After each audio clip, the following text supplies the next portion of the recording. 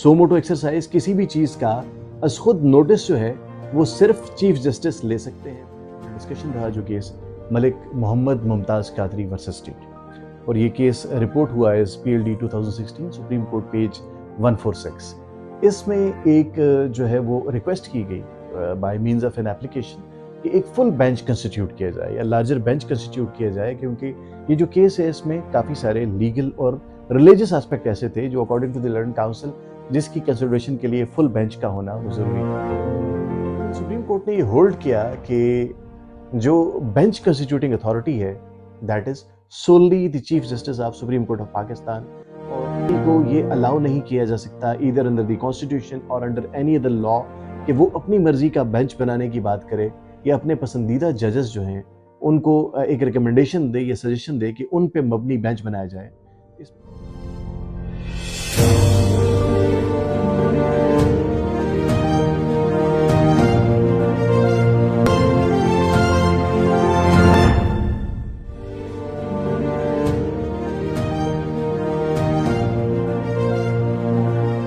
बिस्मिल्लाहिर्रहमानिर्रहीम। मोहतरम सामीन, सियासी ऐवान हो, दोस्तों की महफिल हो, कोई इफ्तार का इकट्ठ या गांव का चौबारा, आजकल जो मौजू ज़ेरे बहस है वो सुप्रीम कोर्ट का सो मोटो इख्तियार है, अस खुद नोटिस लेने का इख्तियार, और फिर उसके बाद बेंचेस की तश्कील। ये वो टॉपिक है, ये वो मौजू है जिस पे एक बहस बल्कि एक जंग छिड़ी हुई है फेसबुक पे, ट्विटर पे, सोशल मीडिया पे, और मुख्तलिफ किस्म की आरा का सामना है लोगों को। लेकिन चूंकि ये एक कानूनी और आइनी मसला है तो इसकी तशरीह, इसकी इंटरप्रिटेशन भी आइन और कानून की रूह के मुताबिक होनी चाहिए। मोहतरम सामीन, सो मोटो इख्तियारात जो हैं वो आइन के आर्टिकल 184 की झेली शिक नंबर 3 के तहत एक्सरसाइज किए जाते हैं। आर्टिकल 184 सब क्लॉज 3 के तहत अगर कोई ऐसा सवाल, कोई ऐसा केस सुप्रीम कोर्ट के सामने आता है जिसमें कोई मफादे आमा से जुड़ा सवाल, जिसका माफी ज़मीर किसी बुनियादी हकूक के नफाज की जद्दोजहद हो, ऐसा कोई भी केस अगर सुप्रीम कोर्ट में आता है, चाहे वो किसी की डायरेक्ट पिटीशन हो अंडर आर्टिकल 184 सब क्लॉज 3, या सुप्रीम कोर्ट के ऑनरेबल चीफ जस्टिस ये समझें कि कोई ऐसा मौजू है जिससे पब्लिक एट लार्ज जो है वो इफेक्ट हो रही है, या उनके राइट्स जो फंडामेंटल राइट्स जो हैं उनकी इन्फोर्समेंट के रास्ते में कोई हर्डल है, कोई रुकावट है, तो अस खुद नोटिस या सो मोटो नोटिस इसके तहत वो ऐसे केसेस को डील कर सकते हैं। इसको मजीद एक्सप्लेन किया गया ऑनरेबल सुप्रीम कोर्ट ने एक रिपोर्टेड जजमेंट में, जो लेटेस्ट जजमेंट है 2021 SCMR पेज 1609। इसमें यह हुआ कि दो ऑनरेबल सुप्रीम कोर्ट के जजेस ने एक पिटीशन को डायरेक्टली एंटरटेन किया, और उसमें यह ऑर्डर भी किया कि यह पिटीशन उसी बेंच के सामने दोबारा फिक्स की जाए। लेकिन चूंकि जब जो डेट फिक्स की गई थी उसमें वो बेंच अवेलेबल नहीं था, तो ऑनरेबल सुप्रीम कोर्ट ने उस केस को रीपोस्ट किया, और ये इस वजह से रीपोस्ट किया गया कि वो जो एक्सरसाइज थी under article 184 sub clause 3 and read with article 187 of the constitution, article number 187 जो है कॉन्स्टिट्यूशन ऑफ पाकिस्तान का, वो एक प्रोसीजरल स्कीम जो है उसको वाजे करता है जिसके तहत सो मोटो नोटिस लिए जा सकते हैं। तो चूंकि वो स्कीम जो है उसको फॉलो नहीं किया गया था, इस केस को रीलिस्ट किया गया, और फिर दोबारा इस पे जो जजेस साहिबान हैं, मोहतरम जजेस साहिबान जिन्होंने वो बेंच कंस्टिट्यूट किया, उन्होंने ये बेसिकली सो मोटो केस नंबर 4 है ऑफ 2021, उन्होंने इसको रिकंसिडर किया और दोबारा रिपोर्ट किया और कुछ प्रिंसिपल, कुछ उसूल वज़ा किए सो मोटो नोटिस लिए जाने। तो जब ये केस दोबारा रिपोर्ट हुआ तो that judgment is 2021 SCMR page 1612, 2021 SCMR page 1612। इसमें जो ऑनरेबल बेंच था सुप्रीम कोर्ट का, उसने ये असूल वज़ा किए कि जो सो मोटो जुरिसडिक्शन है that can solely be exercise by the chief justice of supreme court of Pakistan. Suo motu exercise किसी भी चीज का अस खुद नोटिस जो है वो सिर्फ चीफ जस्टिस ले सकते हैं, पहली बात। दूसरा उसूल उसमें यह वज़ा किया गया कि जो चीफ जस्टिस हैं वो किसी भी बेंच के रिकमेंडेशन पे, सुप्रीम कोर्ट का अगर कोई बेंच है जो एक प्रोसीडिंग को कैरी ऑन कर रहा है और उसमें कोई ऐसा वाकया, कोई ऐसा मरहला उनके सामने आ जाता है, कोई ऐसी चीज़ उनके सामने आ जाती है जिसपे वो ये समझते हैं कि सो मोटो नोटिस लिया जाना चाहिए, तो वो ये सजेशन, ये रिकमेंडेशन फॉरवर्ड कर सकते हैं ऑनरेबल चीफ जस्टिस को, और वो उनको मद्देनजर रखते हुए उनकी डिस्क्रेशन है, उनका इस्तेकाक है चीफ जस्टिस का कि वो उस पर सो मोटो नोटिस लें या ना लें। तीसरी बात यह है कि कोई भी जजेस में वजह किया गया कि सुप्रीम कोर्ट का कोई भी बेंच किसी भी पेंडिंग प्रोसीडिंग में कोई भी इस किस्म की एक्सरसाइज नहीं कर सकता जिससे ये गुमान गुजरे कि एक्सरसाइज सो मोटो इख्तियारात के तहत की जा रही। फोर्थली इसमें ये कहा गया कि जो केसेस ऑलरेडी जिनमें सो मोटो नोटिस जो है वो लिया जा चुका है और जिसमें ऑनरेबल चीफ जस्टिस ने बेंच कंस्टिट्यूट कर दिया है, they will continue in the same fashion as if the notice has been taken by the honourable chief justice, और वो जिस तरह वो प्रोसीडिंग्स चल रही हैं वो उसी तवातर से, उसी फैशन में, उसी स्टाइल में उनके सामने चलती रहेंगी। सामीन, जो दूसरा सवाल हमारे सामने है वो ये है, सो मोटो एक्सरसाइज जो है, suo motu exercise of jurisdiction by the honourable supreme Court, वो कौन कर सकता है, उस पर हमने बात कर ली। जो दूसरा सवाल हमारे सामने है वो ये है कि बेंचेस, सुप्रीम कोर्ट के बेंचेस कौन कंस्टिट्यूट करता है और क्या कोई पार्टी जो है वो अपनी मर्जी का बेंच बनाने के लिए जो है वो रिक्वेस्ट कर सकती है या अपनी मर्जी का बेंच बनवा सकती है। तो इस नोयत में इस सवाल के जवाब में जो पहली अथॉरिटी हमारे पास है, that is PLD 1997 supreme court 80 and it relates to the reference number 1 and 2 of 1996। ये बेसिकली एक प्रेसिडेंशियल रेफरेंस था जिसमें एक एप्लीकेशन दी गई फुल बेंच कंस्टिट्यूट करने की, और इसमें ऑनरेबल सुप्रीम कोर्ट ने ये होल्ड किया कि जो बेंच कंस्टिट्यूटिंग अथॉरिटी है that is solely the chief justice of supreme court of Pakistan, और सुप्रीम कोर्ट चैप्टर 1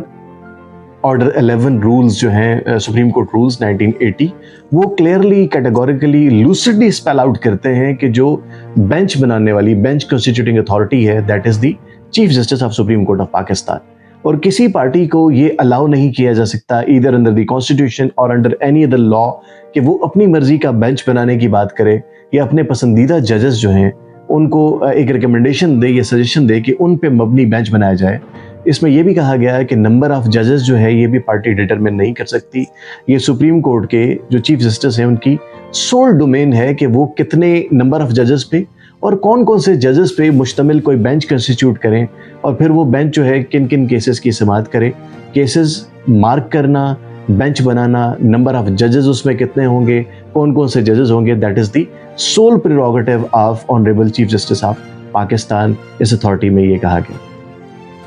इसी रो में, इसी नोयत का एक बहुत अहम केस जो मैं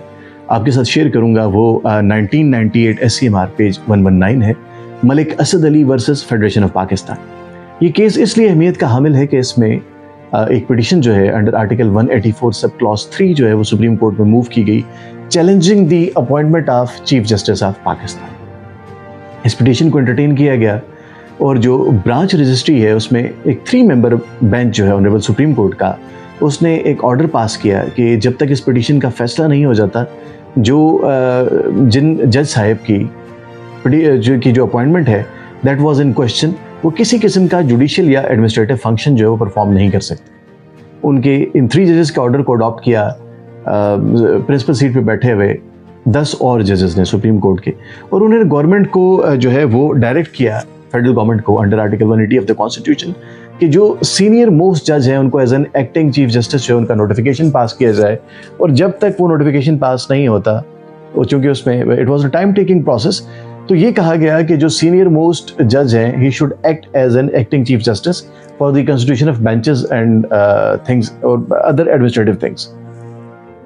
फर्दर ऑफिस को डायरेक्ट किया गया, सुप्रीम कोर्ट ऑफिस को, कि जो जज इन क्वेश्चन इन पिक्चर हैं जिनके अगेंस्ट ये पिटिशन है, उनसे किसी किस्म की एडमिनिस्ट्रेटिव डायरेक्शंस ना ली जाएं for the constitution of benches. Further इसमें चूंकि एक जज जो है उनके खिलाफ ये पिटिशन थी, तो he would never have been a part of the bench जिसने ये पिटिशन सुननी थी, वो इसमें रिस्पोंडेंट थे। उनके अलावा जो सीनियर मोस्ट जज थे उनके बाद he refuse to be a part of the bench क्योंकि उनका डायरेक्ट इंटरेस्ट इन्वॉल्व था। उसके अलावा 5 और जजेस ने रिफ्यूज किया कि वो इस बेंच का हिस्सा नहीं बन सकते, जिसमें सुप्रीम कोर्ट के जजेस ने ये होल्ड किया कि किसी भी जज को उसकी विल के अगेंस्ट, उसकी आज़ाद मर्जी के अगेंस्ट कंस्ट्रेन नहीं किया जा सकता to be a part of the bench. It is the sole discretion of every जज to either to sit in a bench और to refuse to sit in a bench. और उन्होंने ये होल्ड किया कि जो रिमेनिंग 10 जजेस थे वो इस मामले में they will constitute and they will be considered as full bench of the honourable supreme court. इसी तरह का एक और case PLD 2007 supreme court page 142 Shahzada Aslam versus Chaudhry Mohammad Akram, जिसमें जो लर्नड काउंसिल थे पार्टीज के, उनकी कंटेंशन ये थी कि दो केसेस को Mohammad Iqbal and other versus Lahore high court जो रिपोर्ट हुई एज 2010 SCMR पेज 632 और एक और judgment Asif Saeed versus registrar of Lahore high court PLD 1919 Lahore page 350, इन दो जजमेंट्स को पर इंक्यूरियम जो है वो डिक्लेयर कर दिया था ऑनरेबल सुप्रीम कोर्ट ने। तो जो लर्नड काउंसिल थे उन्होंने इस केस में, जो पिटिशनर के लर्नड काउंसिल थे, उन्होंने रिक्वेस्ट की कि एक लार्जर बेंच कंस्टिट्यूट किया जाए। इसमें जो ऑनरेबल सुप्रीम कोर्ट है, जो 3 मेंबर बेंच थे, उन्होंने ये होल्ड किया कि ऐसी कोई भी रिक्वेस्ट जो एक लार्जर बेंच कंस्टिट्यूट करने के लिए हो that falls within the domain of order 11 of supreme court rules 1980, और ये सोल प्रेरोगेटिव है ऑनरेबल चीफ जस्टिस का कि वो लार्जर बेंच कंस्टिट्यूट करें या ना करें, या जितने नंबर ऑफ जजेस जो हैं ये उन पे वो मुश्तमिल कोई बेंच कंस्टिट्यूट करें। This is the sole domain of honourable chief justice. इन्होंने इस जजमेंट में कोट किया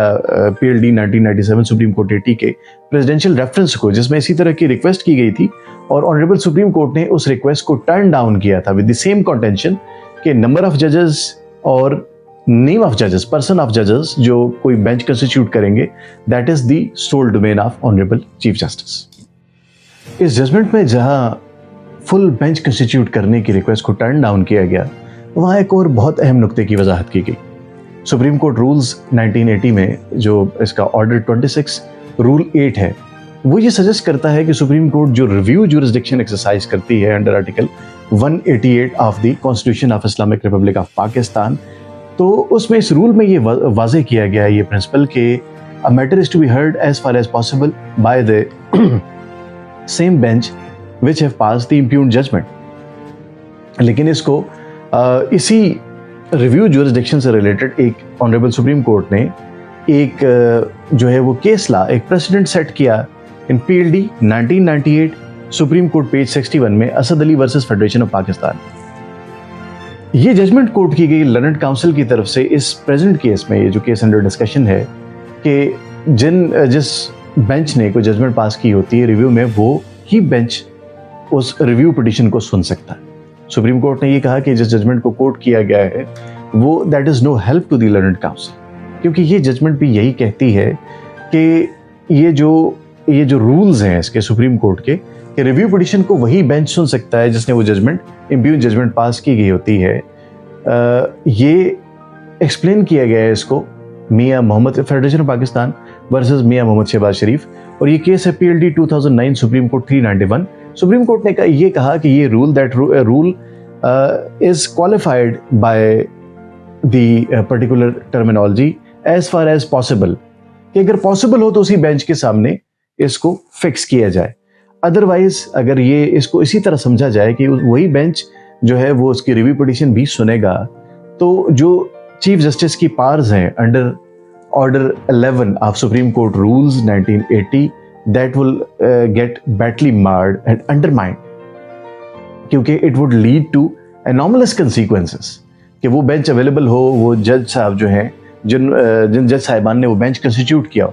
उनमें से अगर खुदा ना खास्ता कोई बीमार है, कोई रिटायर हो गया है, किसी और वजह से वो उस बेंच का पार्ट नहीं हो सकता या नहीं बन सकता, तो whether that review petition will remain in Limbo,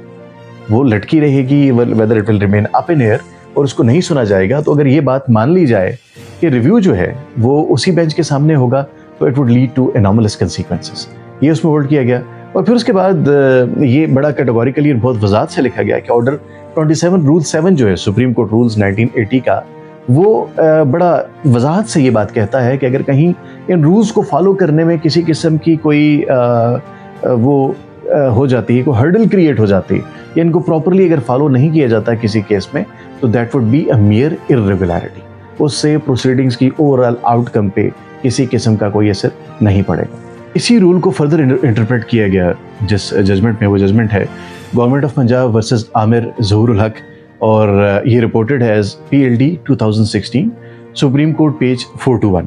इसमें जो लर्नड काउंसिल थे उनकी तरफ से, जो वकील साहब थे उनकी तरफ से ये ऑब्जेक्शन की गई कि ऑर्डर 26 रूल 8 जो है वो ये सजेस्ट करता है कि वही बेंच जो है ना, एज फार एज पॉसिबल वही बेंच रिव्यू पिटिशन को सुनेगा जिसने इम्प्यून जजमेंट पास की होती है। तो ऑनरेबल सुप्रीम कोर्ट ने होल्ड किया कि ये जो रूल है, this particular rule itself provides a flexibility in the constitution of benches. और इसमें फर्दर ये क्या कहा गया कि इस तरह की सिचुएशन हो सकती है कॉन्स्टिट्यूशन ऑफ बेंचेस में जहाँ पीजे साहब जो है वो owing to his retirement, owing to being indisposed of या सम अदर रीजन वो अगर उस बेंच का हिस्सा ना हो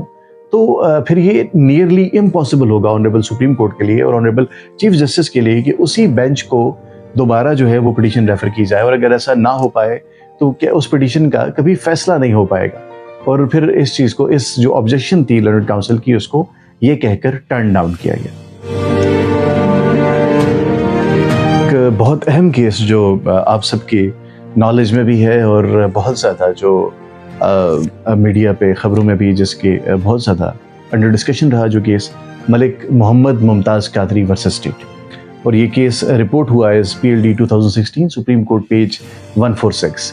इसमें एक जो है वो रिक्वेस्ट की गई by means of an application कि एक फुल बेंच कंस्टिट्यूट किया जाए या लार्जर बेंच कंस्टिट्यूट किया जाए, क्योंकि ये जो केस है इसमें काफ़ी सारे लीगल और रिलीजियस एस्पेक्ट ऐसे थे जो according to the learned counsel जिसकी कंसिडरेशन के लिए फुल बेंच का होना वो ज़रूरी था। लेकिन सुप्रीम कोर्ट ने ये पिटीशन टर्न डाउन की विद द कॉन्टेंशन के किसी भी पार्टी का लीगली और कॉन्स्टिट्यूशनली ये कोई राइट नहीं है और कोई ऐसी प्रोविजन एग्जिस्ट नहीं करती कॉन्स्टिट्यूशन में या किसी भी और लॉ में जो एम्पावर करती हो किसी पार्टी को कि वो फुल बेंच की कंस्टिट्यूशन के लिए एप्लीकेशन दे या टू द लीस्ट अपनी मर्जी के जजेस पे मुश्तमिल बेंच की कॉन्स्टिट्यूशन के लिए किसी किस्म की एप्लीकेशन के दे। So no such right has been provided either by the constitution और any law to any of the litigant. और ये पिटीशन जो है it was turned down by the honourable supreme Court. एक बहुत अहम नौयत का case Supreme Court Bar Association of Pakistan versus the federation of Pakistan, जो रिपोर्ट हुआ as PLD 2002, Supreme court page 939, जिसमें जो पिटीशन थी it related to the appointment of जजेस टू द सुप्रीम कोर्ट। और उसमें ये जो है जो कॉन्टेंशन थी वो ये थी कि जो सीनियर मोस्ट जजेस हैं हाई कोर्ट के उनको एलिवेट किया जाए सुप्रीम कोर्ट में। तो सुप्रीम कोर्ट ने जहाँ ये प्रिंसिपल ले डाउन किया कि सीनियरिटी और लेजिटिमेट एक्सपेक्टेशन जो है वो सुप्रीम कोर्ट की एलिवेशन, जो हाई कोर्ट के जजेस की एलिवेशन होती है सुप्रीम कोर्ट में, उसमें जो प्रिंसिपल्स हैं that are altogether different. उसमें सीनियरिटी और लेजिटिमेट एक्सपेक्टेंसी जो है एक जज की, जो सीनियर मोस्ट जज है उसकी, कि वो उसको सुप्रीम कोर्ट में एलिवेट कर दिया जाएगा, that is not a consideration for his elevation. ये और फिर उसके बाद जो इम्पोर्टेंट जो हमारे सब्जेक्ट से रिलेटेड जो उसमें रेशियो सेट डाउन किया गया वो ये था कि according to supreme court rules, chief justice of the honourable supreme court is the sole authority to constitute the number of benches, judges included in those benches, and the particular judges, यानी कौन कौन से जजेस जो हैं वो किसी bench में शामिल होंगे,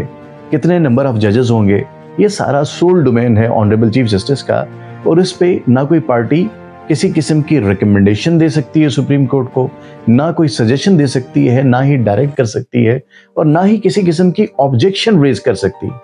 और इसमें यह भी होल्ड किया गया कि कोई भी पार्टी जो है अगर वो किसी किस्म की एलिगेशन लेवल करती है in the constitution of benches, prejudice की, बायसनेस की या पेरोकलिज्म की, तो दैट वुड बी जो है वो वेरी इनएप्रोप्रिएट। इसको बहुत कहा गया कि इस किस्म की किसी भी ऑब्जेक्शन अगर कोई पार्टी रेज करती है तो दैट वुड बी इनएप्रोप्रिएट और constitution nowhere provides right to raise such sort of objections.